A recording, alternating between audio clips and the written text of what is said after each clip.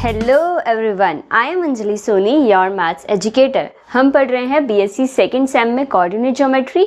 2 lecture हम coordinate geometry के already cover कर चुके हैं, जहां एक लेक्चर में हमने 11th का बेसिक पढ़ा था और एक लेक्चर में हमने बीएससी का बेसिक पढ़ा था। आज हम क्या करेंगे, आज हम कुछ बेसिक फॉर्मूलाज सीखेंगे और उन फॉर्मूलाज को क्वेश्चन में अप्लाई करना सीखेंगे। तो आइए स्टार्ट करते हैं। देखिए, लास्ट लेक्चर में हमने क्या किया था, कॉनिक सेक्शन की डेफिनेशन सीखी थी और उससे रिलेटेड जो बेसिक टर्म्स थी उन्हें भी हमने सीखा था। और लास्ट में हमने वीडियो के क्या सीखे थे, 2 इंपॉर्टेंट फॉर्मूलाज सीखे थे।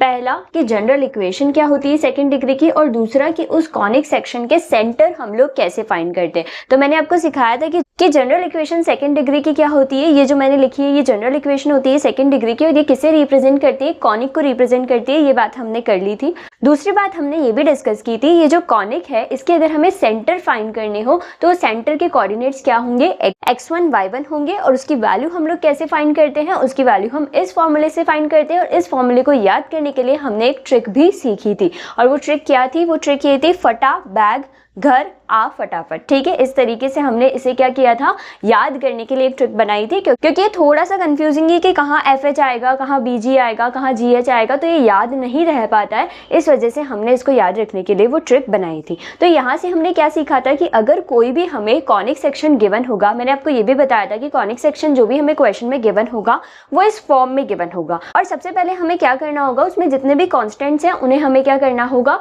आइडेंटिफाई करना होगा कि यहाँ पर A की वैल्यू कितनी है, B की वैल्यू कितनी है, इस तरीके से। ठीक है, फिर हमें क्या क्वेश्चन कहेगा कि इसके सेंटर फाइंड करो। तो सेंटर फाइंड करने के लिए हम इस तरीके से फाइंड करेंगे। अब देखिए, यहाँ नया जो आज हमें पढ़ना है वो ये पढ़ना है, equation of conic referred to centre as origin.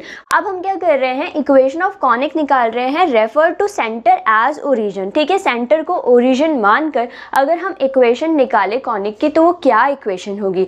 तो ये जो हमारा सेंटर आया है कॉनिक सेक्शन का, अब हम क्या कर रहे हैं, ओरिजिन को ट्रांसफर कर रहे हैं इस सेंटर पे। तो जब हम ओरिजिन को इस सेंटर पर ट्रांसफर करते हैं तो उसकी इक्वेशन क्या होती है, उसकी इक्वेशन होती है ax² + 2hxy + by² + c1 = 0। अब देखिए, यहाँ अगर आप नोटिस करेंगे तो यहाँ से लेकर यहाँ तक की टर्म्स तो सेम है, बस यहाँ हमने एक c1 अलग से ऐड कर दिया है। अब ये c1 क्या है, क्योंकि हमें क्या करना है, इसी सेंटर को इस ओरिजिन पर ट्रांसफर करना है, या फिर ओरिजिन को इस सेंटर पर ट्रांसफर करना है, मैं ऐसा कहूँ तो उसके लिए जो c1 की वैल्यू होगी वो क्या होगी, g ऑफ x1। अब x1 समझे आप, यहाँ क्या होगा, x1 होगा ये x की वैल्यू जो हम लोग सेंटर में फाइंड करेंगे, और ये y1 क्या है, ये y की वैल्यू है। तो हम c1 कैसे फाइंड करेंगे, g of x1 + f of y1 + c। और ये c क्या होगा, ये c वही c है जो इस इक्वेशन में होगा। अभी जब हम क्वेश्चन ट्राई करेंगे तो आपको ये सारी बातें क्लियर हो जाएगी कि किस तरीके से हमें फॉर्मूला में वैल्यू पुट करनी है और आंसर निकालना है। तो अभी तक हमने क्या सीखा, अभी तक हमने सिर्फ इतना सीखा है कि एक जनरल इक्वेशन क्या होती है सेकंड डिग्री की, उसके सेंटर्स कैसे फाइंड करते हैं, और अगर हमें इक्वेशन ऑफ कॉनिक निकालनी हो refer to centre as origin तो उसकी इक्वेशन क्या होती है और उसे हम कैसे फाइंड करते हैं। यहाँ तक हमने सीखा है। अब देखिए, हम कोऑर्डिनेट ज्योमेट्री को कैसे पढ़ने वाले हैं। हम ऐसे नहीं पढ़ेंगे कि सारा बेसिक एक साथ पढ़ लिया और सारे क्वेश्चन एक साथ करेंगे, हम ऐसे नहीं पढ़ेंगे। हम एक एक टॉपिक को पढ़ेंगे और उससे रिलेटेड जो जो एग्जाम्पल्स हैं उन्हें साथ साथ में ट्राई करते जाएंगे, ताकि आपको फॉर्मूले के साथ उसकी एप्लीकेशन समझ में आती जाए। क्योंकि बुक्स में कैसे गिवन है, पहले पूरा बेसिक एक साथ गिवन है और फिर सारे क्वेश्चंस एक साथ गिवन है, तो वो आपको बहुत ज़्यादा कंफ्यूज कर देगी। आप थ्योरी पढ़ने में बोर भी हो जाएंगे कि क्या हो रहा है, कुछ समझ नहीं आ रहा है। इस वजह से हम क्या करेंगे, एक एक टॉपिक पढ़ेंगे। जैसे कि हमने क्या सीखा है, सिर्फ सेंटर निकालना सीखा है और इक्वेशन ऑफ कॉनिक सीखिए refer to centre as origin. तो आज हम इससे रिलेटेड एक क्वेश्चन ट्राई करते हैं। तो आइए ट्राई करते हैं एग्जांपल 1, जहां हम सेंटर भी फाइंड करेंगे और equation of conic refer to centre as origin भी फाइंड करेंगे। अब देखिए, क्वेश्चन हमें क्या गिवन है, यहाँ हमें कोऑर्डिनेट्स ऑफ सेंटर निकालने हैं इस कॉनिक के, और हमें इक्वेशन भी निकालनी है conic refer to centre as origin. तो आपने देखा कि अभी हमने जो दोनों फॉर्मूला सीखे थे, जहाँ हमने सेंटर फाइंड करना और equation of conic refer to centre as origin find करना सीखा था, उन दोनों फॉर्मूलाज को हमें क्या करना है, इस क्वेश्चन में अप्लाई करना है। अब देखिए, जब भी आपके पास कॉनिक सेक्शन का क्वेश्चन आएगा तो आप सबसे पहले क्या करेंगे, जो भी आपको इक्वेशन गिवन है वो इक्वेशन कॉनिक के लिखेंगे और उस इक्वेशन 1 पुट कर देंगे, और जो इक्वेशन आप कॉनिक के जानते हैं, कौन सी equation, general equation of second degree, उसे पुट करके उसे क्या दे देंगे, इक्वेशन सेकंड दे देंगे। अब मैंने आपको बताया आपको क्या करना है, इन दोनों इक्वेशंस को कंपेयर करके वेरिएबल्स की वैल्यू को फाइंड करना है। तो क्या लिखेंगे, यहाँ यही लिखेंगे, on comparing equation 1 and 2, on comparing equation 1 and equation 2 we will get. ठीक है, जब हम इक्वेशन 1 और इक्वेशन 2 को कंपेयर करेंगे तो हमें क्या मिलेगा, आप देख सकते हैं कि यहाँ एक्स स्क्वायर की टर्म ये है और यहाँ एक्स स्क्वायर की टर्म ये है, तो एक्स स्क्वायर का कोफिशिएंट यहाँ a है और यहाँ क्या है 36 है। तो जब हम इसे कंपेयर करेंगे तो हम क्या देख सकते हैं कि a की वैल्यू कितनी आ गई है, सीधे सीधे 36 आ गई है। ठीक है, अब देखिए यहाँ b वाई स्क्वायर है और यहाँ वाई स्क्वायर की टर्म क्या है 29 वाई स्क्वायर है। तो बताइए b की वैल्यू कितनी हो गई 29 हो गई, तो यहाँ से b की वैल्यू कितनी हो गई 29 हो गई। अब देखिए xy वाली टर्म यहाँ ये है और xy वाली टर्म यहाँ ये है, तो मतलब xy और xy तो वेरिएबल हो गए। कोफिशिएंट्स क्या है, यहाँ 2h है और यहाँ 24 है, इट मीन्स 2h किसके इक्वल हो गया 24 के इक्वल। तो हम लिखेंगे कि 2h जो है वो 24 के इक्वल हो गया, तो h की वैल्यू यहाँ से हमें कितनी मिल जाएगी 12 मिल जाएगी। क्लियर है। अब देखिए आगे बढ़ते हैं, यहाँ क्या है 2gx है, यहाँ क्या है माइनस का 72x है, तो x तो हमें मैच हो गया। अब हमें इनके कोफिशिएंट को मैच करना होगा। कोफिशिएंट यहाँ क्या है 2g है और यहाँ क्या है माइनस का 72 है, तो यहाँ से हम क्या कहेंगे कि 2g की वैल्यू किसके इक्वल है माइनस के 72 के, तो g की वैल्यू यहाँ से किसके इक्वल आ जाएगी माइनस के 36 के। ठीक है, आगे बढ़ते हैं, यहाँ क्या है 2fy है, यहाँ है 126y, तो 2f किसके इक्वल हो जाएगा 126 के इक्वल, तो यहाँ से 2f जो है वो 126 के इक्वल हो जाएगा और f किसके इक्वल आ जाएगा 63 के इक्वल हो जाएगा। ठीक है, अब यहाँ आगे बढ़ते हैं, तो यहाँ पर देखिए c यहाँ कांस्टेंट टर्म है और यहाँ भी कांस्टेंट टर्म है, तो c किसके इक्वल आ चुका है 81 के इक्वल आ चुका है। तो यहाँ से मैंने क्या किया है abc और fgh की वैल्यूज निकाली है। आपने नोटिस किया होगा कि abc की वैल्यू तो हमें डायरेक्टली मिल गई, बट जब हमने g h और f की वैल्यू निकाली, fgh की वैल्यू निकाली, तो यहाँ हमें क्या करना होगा कि 2 से डिवाइड करना होगा। तो आप डायरेक्टली मन में इसे कैलकुलेट कर सकते हैं कि abc की वैल्यू आप फटाफट लिख देंगे और जो भी fgh की वैल्यू है उसे आप हाफ करके लिख देंगे। ठीक है, साइंस मत भूलिएगा, साइन जो भी उसके कोफिशिएंट का होता है वो आपको साथ में लिखना है। ठीक है, तो सबसे पहला स्टेप आपको क्लियर होगा कि आपको abc और fgh की वैल्यू निकालनी है। आप क्या फाइंड करने हैं, कोऑर्डिनेट्स ऑफ सेंटर फाइंड करने। सेंटर के कोऑर्डिनेट्स मैंने आपको अभी सिखाया कि फॉर्मूला क्या होता है, वो फॉर्मूला लिखेंगे और फिर सेंटर के कोऑर्डिनेट्स फाइंड करेंगे। तो आइए इस कॉनिक सेक्शन का सेंटर फाइंड करते हैं। देखिए मैंने क्या किया है, जो सारी abc और fgh की वैल्यू हमने कैलकुलेट करी थी वो वैल्यूज मैंने यहाँ लिख दी है, और जो मैं फॉर्मूला जानती हूँ कि कोऑर्डिनेट्स ऑफ सेंटर का फॉर्मूला जो है, जो मैंने आपको ट्रिक से याद करवाया था, वो फॉर्मूला भी मैंने यहाँ लिख दिया। अब बस मुझे क्या करना है, इनकी वैल्यूज पुट करके कोऑर्डिनेट्स ऑफ सेंटर को फाइंड करना है। तो जैसे ही मैं यहाँ वैल्यूज पुट करूंगी तो मुझे बताइए कि f की वैल्यू कितनी है 63 है, h की वैल्यू कितनी है 12 है, माइनस bg अगर हम फाइंड करें तो b और g मतलब कि 29 इंटू माइनस का 36 upon ab minus h square 36 into 81 minus H square मतलब 12 का square that is 144, comma gh की अगर हम वैल्यू निकालें तो gh कितना हो जाएगा माइनस का 36 इंटू 12 माइनस af की वैल्यू निकाले तो 36 into 63 upon ab minus B upon ab minus H square, तो क्या आएगा यही आएगा 36 इंटू 81 माइनस 144। अब जब आप इसे कैलकुलेट करेंगे तो आप सेंटर के कोऑर्डिनेट्स फाइंड कर सकते हैं। तो आइए जल्दी से इन्हें कैलकुलेट करते हैं। अब देखिए यहाँ जो है ना वो कैलकुलेशन ही है, यहाँ आपको बड़े बड़े नंबर्स मिलेंगे, उनकी कैलकुलेशन आपको करनी है। फटाफट अगर आप कैलकुलेशन की प्रैक्टिस आपकी हो गई है तो आप ये क्वेश्चंस जल्दी से अटेम्प्ट कर सकते हैं। तो जल्दी से इन्हें कैलकुलेट करके सेंटर के कोऑर्डिनेट्स फाइंड करते हैं। अब देखिए ऑब्वियसली मैं भी कोई कैलकुलेटर तो हूँ नहीं जो ये सारी वैल्यूज को फटाफट मन में कैलकुलेट कर लूंगी, तो मैंने भी ये सारी कैलकुलेशन की है। तो यहाँ से आप ये देख सकते हैं कि देखिए हवा में मैथ्स नहीं होती है, आपको करना पड़ेगा, आप करेंगे तभी क्वेश्चन सॉल्व होगा। मैं भी चाहती तो डायरेक्टली सोल्यूशन देखकर, मेरे पास सोल्यूशंस है तो मैं सॉल्यूशंस देखकर यहाँ पर वैल्यूज पुट करके कह देती कि आप सॉल्व कर लेना, बट मैंने खुद सॉल्व किया है। तो यहाँ से आपको ये सीखना है कि आप भी खुद सॉल्व करें। मैंने यहाँ वैल्यू लिख दी, इट मीन्स ये नहीं कि आप डायरेक्टली देखकर लिख लेंगे कि ये वैल्यूज यहाँ आएगी। ठीक है, मैंने ये कैलकुलेशन पार्ट स्किप बस इसीलिए किया है क्योंकि वो भी अगर मैं वीडियो में रिकॉर्ड कर दी तो 2-3 मिनट तक आप बोर होते कि ये कैलकुलेशन तो हम खुद ही कर लेंगे, ये क्यों हमें करना सिखा रहे हैं। ठीक है, इस वजह से मैंने वो पार्ट स्किप किया है, बट ये आपको मैं बता दूं कि ये सारी कैलकुलेशंस आपको खुद सॉल्व करनी है, तभी आपकी प्रैक्टिस होगी। अगर आप किसी और की भी देख के फटाफट लिख देंगे ना तो वो कहीं ना कहीं ड्रॉबैक ही है, आपको एग्जाम में कैलकुलेशन करने में बहुत टाइम लगेगा। ठीक है, तो यहाँ मैंने सिंपल एडिशन सब्ट्रैक्शन करके, मल्टीप्लिकेशन करके इन सारी वैल्यूज को सॉल्व करके मैं किस रिजल्ट तक पहुंची हूँ, ये हमारे x और y की वैल्यूज आ गई है। तो यहाँ से आप देखेंगे 900 से इसे कट करने पे यहाँ 2 मिलेगा और यहाँ -3 मिलेगा। तो जो सेंटर के कोऑर्डिनेट्स आए हैं वो कितने आए हैं 2, -3 आए हैं। जो पहला पार्ट था इस क्वेश्चन का वो तो हमने फाइंड कर लिया है, सेंटर के कोऑर्डिनेट्स हमें फाइंड करने थे जो कि कितने हैं 2, -3। अब हमें क्या करना है, हमें इक्वेशन ऑफ कॉनिक निकालनी है, refer to centre as origin. तो आइए इसका सेकेंड पार्ट सॉल्व करते हैं। अब देखिए सेकंड पार्ट में, क्योंकि हमें निकालनी है equation of conic refer to centre as origin, और उसकी इक्वेशन मैंने अभी आपको सिखाई है कि उसकी इक्वेशन कितनी होती है, ax square plus 2hx plus by square plus c1 is equal to 0 होती है।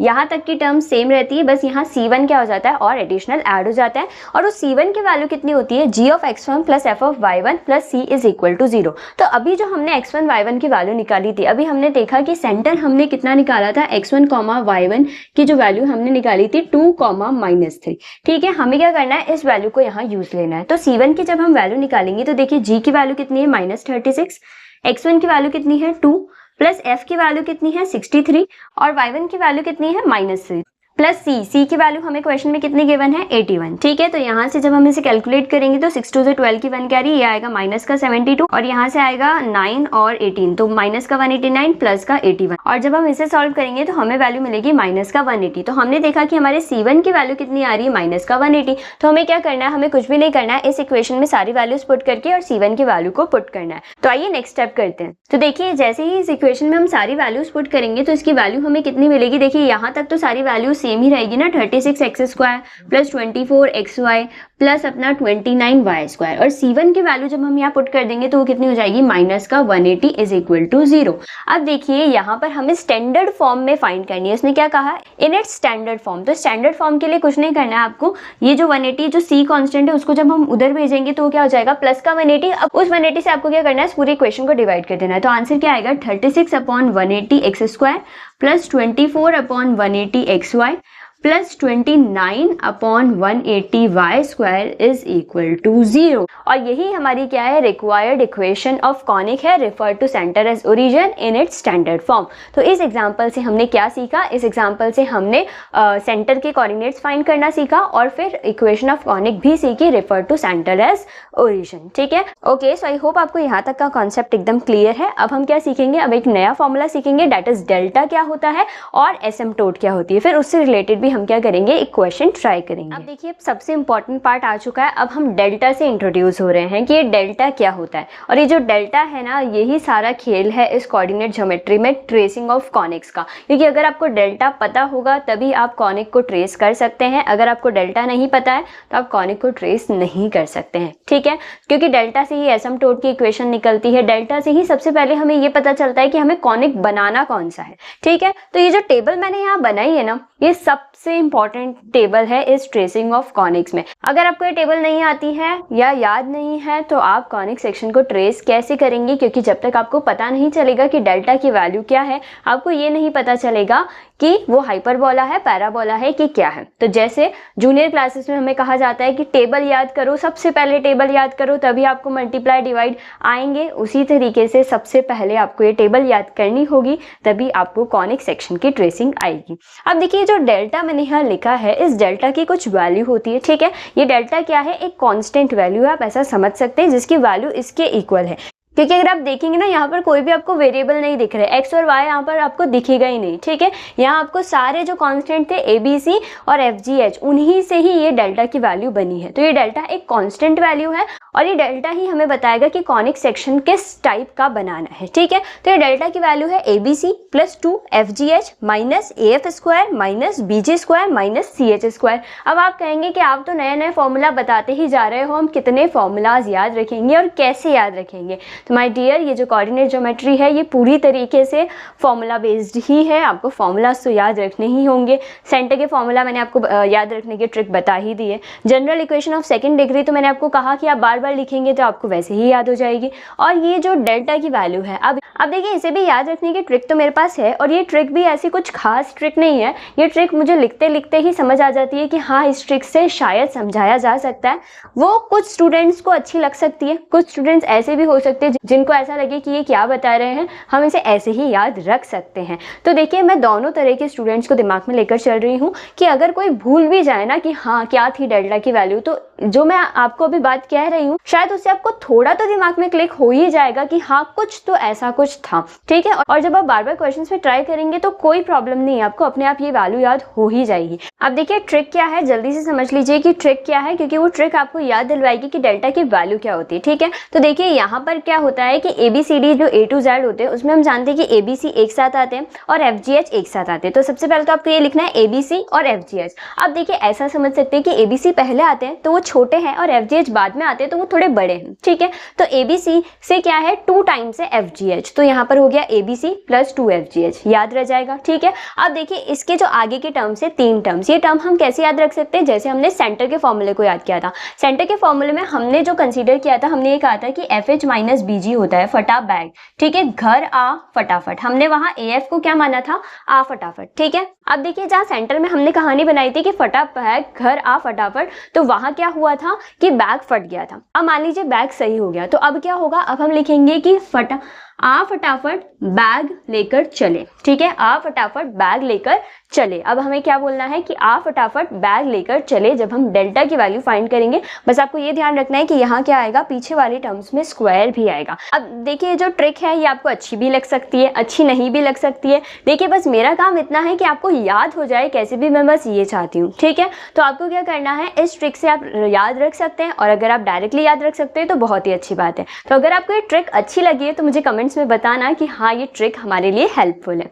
अब ये देखिए डेल्टा तो हम लोग फाइंड कर लेंगे। अब डेल्टा की वैल्यू देखिए 2 तरीके से हो सकती है, एक 0 हो सकती है और नॉट इक्वल टू 0 हो सकती है। तो जब डेल्टा की वैल्यू 0 है तो हमें ये वाले कॉनिक सेक्शंस मिलते हैं। अब ये तो हमारे लिए इतने इंपॉर्टेंट नहीं है, बस हाँ 1 नंबर के क्वेश्चन में पूछे जा सकते हैं कि आपको पेयर ऑफ स्ट्रेट लाइन्स अगर चाहिए तो उसमें डेल्टा की क्या कंडीशन चाहिए। तो वहां हम क्या लिखेंगे, डेल्टा नॉट इक्वल टू 0 होना चाहिए और H square not equal to AB होना चाहिए, ठीक है। एच स्क्वायर और AB तो आप जानते ही है ना कि क्या है। अब देखिए यहाँ पर हमें ये चारों इंपॉर्टेंट कॉनिक सेक्शंस पढ़ने हैं, सर्कल, पैराबोला, एलिप्स और हाइपरबोला। और इसके लिए डेल्टा सबसे पहले हमें क्या चाहिए, नॉट इक्वल टू 0 चाहिए। हम डेल्टा फाइंड करेंगे वो नॉट इक्वल टू 0 आना चाहिए। साथ ही साथ जो इंपॉर्टेंट कंडीशन है वो ये है कि सर्कल फाइंड करना है तो A और B इक्वल होने चाहिए और H इक्वल टू 0 होना चाहिए। पैराबोला में H स्क्वायर AB के इक्वल होना चाहिए।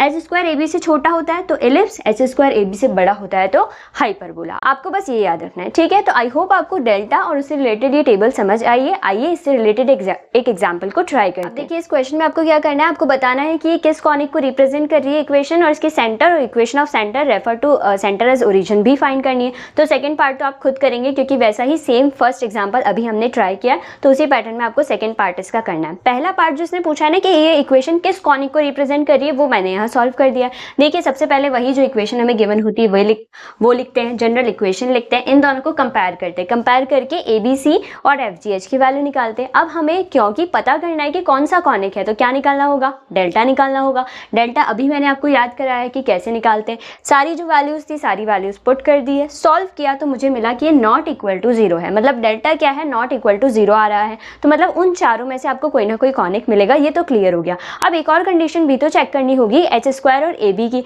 अब देखिए A और B अगर इक्वल हो जाते हैं तो सर्कल सीधा सीधा हो जाता है, पर A और B इक्वल नहीं है तो सर्कल तो होगा ही नहीं, ठीक है। अब उन तीनों में से होगा, उन तीनों के लिए मुझे H स्क्वायर भी चाहिए और AB भी चाहिए। तो मैंने H स्क्वायर की वैल्यू निकाली और AB की वैल्यू निकाली, और मैंने देखा H स्क्वायर AB से छोटा आ रहा है और डेल्टा नॉट इक्वल टू 0। ये दोनों कंडीशन किस कॉनिक सेक्शन को इंप्लाई करती है कि आपका कॉनिक सेक्शन क्या होगा, एलिप्स होगा। तो पहला पार्ट जहां हमें आइडेंटिफाई करना था कि किस कॉनिक को रिप्रेजेंट करिए वो हमने फाइंड कर लिया।